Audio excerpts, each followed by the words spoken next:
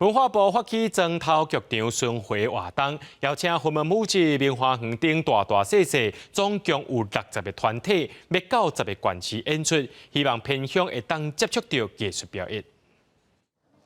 演员当咧台顶比武、卡手溜达。疫情期间，侪剧团拢无法度表演，到现主时生活恢复正常，演员也通重新开始行上舞台。这阵文化部举办庄头剧场巡演活动，邀请台湾出名的剧团到各县市举办表演。疫情对整个全世界的表演艺术产生极大的冲击，我们不但要恢复正常，我们要让感动还是要恢复常态。这一次的演出的剧码，可以说用8个字来形容：台湾的经典，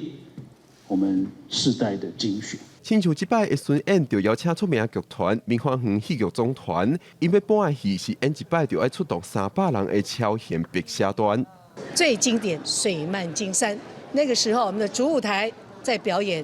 花道在表演，观众席在表演，空中除了有水柱以外，还有高空白蛇、青蛇被吊在10层楼高。另外，长美云歌仔戏团也会到歌仔戏的故乡宜兰演出因的出名戏《天狗宴》。这出戏在很多年前就得到电视金钟奖，